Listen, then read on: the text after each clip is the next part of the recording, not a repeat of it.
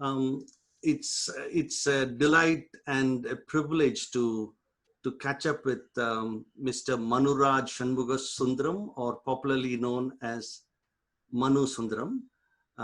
And I've known Manu for a while now.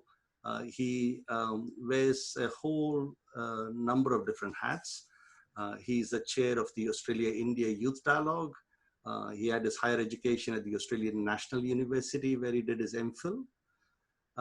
He is also the national spokesperson for one of the prominent political parties, the DMK, and he's a practicing lawyer at the High Court in Chennai. Thanks so much, Manu, for taking the time to catch up. It's an absolute pleasure. Thank you for connecting with me via Zoom. And I think, the times that we live in, it's more important than ever before to keep in touch and continue talking because otherwise we would have met in a different social setting. But I'm glad that you've reached out. Thank you. So, Manu, I mean, in your current role, wearing your hat as the chair of the Australia-India Youth Dialogue, in this really difficult times, I mean, where do you think the Australia-India relationship is at? Do you think it's at a reasonable level, or it needs a lot of work? The India-Australia bilateral has continued to defy odds. I think you would appreciate that the first virtual summit that the Indian Prime Minister had with any other leader in the free world happened to be with Prime Minister Scott Morrison early last month. And I think that shows to some extent the kind of importance and priority that the two countries have placed on this bilateral relationship. Yes, the Prime Minister of Australia was supposed to visit India earlier in the year, and regrettably due to the bushfires, he could not. But I think it is very important for us as non-governmental actors to observe and understand that the two countries have not let this momentum slip. And more importantly, they have, even during these testing times, they have managed to elevate the engagement up to the highest level of a virtual summit of the two prime ministers. So I think the relationship is well poised to take the momentum from the Peter Verghese report, coupled with the visit of the President of India to Australia, visit of the Governor General of Australia to India, and now is poised to take the India-Australia relationship into the next level as we see different elements of the global order rearranging themselves. I mean, thank you so much. I mean, that's very encouraging, Manu. Now, just moving on to one of the other hats you wear, you've traveled extensively. I mean, I would imagine many parts of India, but especially Tamil Nadu. And recently, you worked very closely with Mrs. Kanimuri, who won the seat of Tuticorin. So you traveled inside, the districts of Tuticorin quite a bit. Now, how big is the issue of vision care in these locations? Once you move away from the tier 1 and 2 cities and you go to these smaller towns and villages, how big do you think this issue is? And also, if we need to solve an issue such as this, I mean, it doesn't specifically need to be vision care, but any of those issues which affects people directly, how would you do things in a sustainable manner that kind of lasts over the next decade or two? Well, as the constituency coordinator for my political party in the lead up to the last parliamentary elections in 2019, I spent around 4 to 5 months in Thoothukudi on and off basis. And during this time, as you said, I had an opportunity to travel extensively within Thoothukudi, which has around close to 1.5 million people. Now, what is important to understand is that Thoothukudi has a lot of history and a lot of heritage. It is a city that is on the port, built around the port, and there is a lot of traditional trade links that come from Thoothukudi. By and large, a lot of the residents there are tradespeople, tradesmen and women, and it's quite an entrepreneurial society. Now, as a result of which, Thoothukudi has also seen excellent educational opportunities over the last 100 or 120 years or so. And as such, they are well aware about a lot of what is going on around them, not only in India, but the world. That was my biggest lesson. And I think if I were to apply that to, as you've said, the context of vision care or providing any sustainable health solutions, I think it's important to understand that a lot of the structure there, unfortunately, still needs to be put in place by or through government interventions. I personally believe a good public-private partnership model, aided and facilitated by the local governmental infrastructure, but led by and maybe with the vision of private experts, be it the India Vision Institute in this case or others in similar cases. I think that would ultimately what would lay down a lasting solution.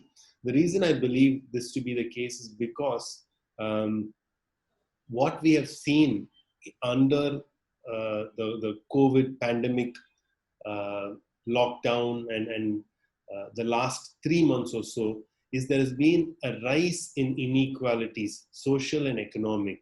Now, I think this is where the government needs to play a very important and integral role to ensure that people are better prepared to meet any health and health related eventualities at the moment and in the near future. Now, one of the excellent sort of,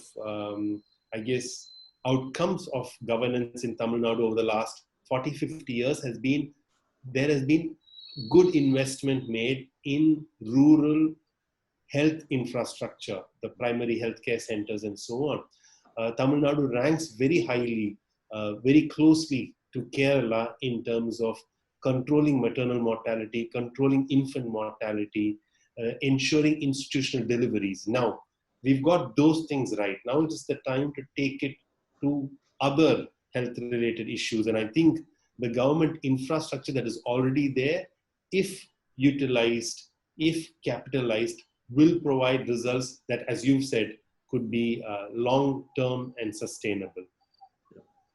Thank you, because that's very good insight, in terms of taking the government along and using that infrastructure. But just my very last question, a follow-up question, to that is, I mean, politics well, how political leaders think. So, they have so many issues to deal with.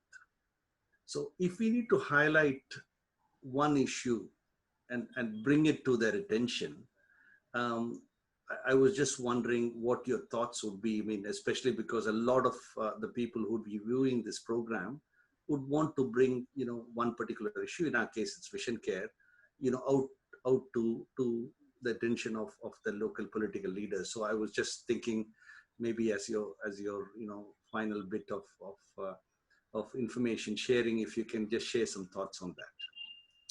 I don't think I will be able to share anything that you perhaps already don't know, or perhaps something that you haven't already thought through. But from what little politics that I have seen, I think what is important is to ensure that we communicate both to the people and the political decision makers the right sort of substance. Often, too many of us who are essentially in the who are non-governmental actors, we fail to understand and appreciate that the citizens are very well read. They know exactly what is going on around the world. They know exactly what they want. Too often, we underestimate the abilities of the political class, and we continue to think that they do not know exactly what the people want. On the contrary, the politicians know what people want, and the people know exactly what they want. So any such effort from, like I said, from a non-governmental actor or a non-governmental organization must necessarily ensure that their ideas, their thoughts and deeds and action are communicated very clearly. And I'm not particularly pitching for any particular communication strategy. But I think something like the need for vision care has not been well articulated to my liking so far.